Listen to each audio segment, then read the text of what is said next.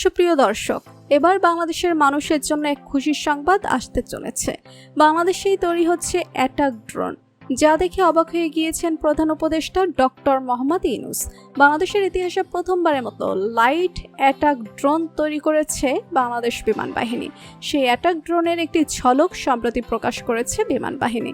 আপনারা স্ক্রিনে যে ড্রোনটি দেখতে পাচ্ছেন, এটি হচ্ছে বাংলাদেশ বিমান বাহিনীর তৈরি সার্ভেইলেন্স প্লাস অ্যাটাক ড্রোন। এটি বাংলাদেশের নিজস্ব প্রযুক্তিতে নির্মিত প্রথম অ্যাটাক ড্রোন। বাংলাদেশ বিমান বাহিনীর বার্ষিক মহড়ায় ড্রোনটি পরিদর্শন করেছেন প্রধান উপদেষ্টা ডক্টর মোহাম্মদ ইউনূস।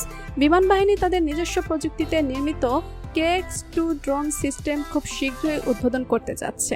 একটি গুরুত্বপূর্ণ তথ্য হচ্ছে, এই ড্রোনগুলো নজরদারির পাশাপাশি 82 মিলিমিটার মর্টার সেল সহ অস্ত্র বহন করতে সক্ষম। এটি খুব শীঘ্রই বাংলাদেশ বিমান বাহিনীর সক্রিয় সার্ভিসে যুক্ত হবে। বাংলাদেশ বিমান বাহিনী মোট 3 ধরনের ড্রোন তৈরি করছে, যার মধ্যে এটি হচ্ছে দ্বিতীয়।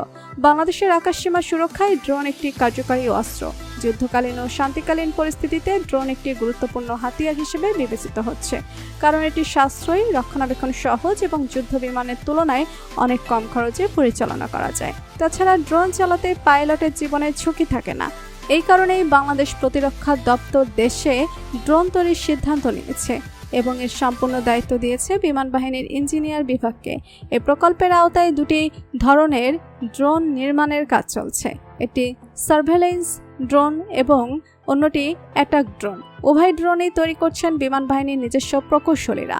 আধুনিক যুদ্ধে ড্রোন ছাড়া যুদ্ধ কল্পনাও করা যায় না, হোক সেটা রাশিয়া ইউক্রেন যুদ্ধ কিংবা আর্মেনিয়া আজারবাইজান যুদ্ধ। আজকে যে কোনো যুদ্ধে ড্রোন ব্যবহার হচ্ছে অনিবার্য। 80-এর দশক থেকে যুদ্ধক্ষেত্রে ড্রোন ব্যবহৃত হয়ে আসছে এবং দিন যত যাচ্ছে প্রযুক্তি আরও উন্নত হচ্ছে। সেই সঙ্গে আধুনিক ড্রোনও তৈরি হচ্ছে। বিশ্বের প্রায় সব দেশই এখন ড্রোনকে যুদ্ধের অপরিহার্য অস্ত্র হিসেবে বিবেচনা করছে। তো বন্ধুরা, বাংলাদেশে তৈরি ড্রোন সম্পর্কে আপনার মতামত জানিয়ে দিন কমেন্ট করে।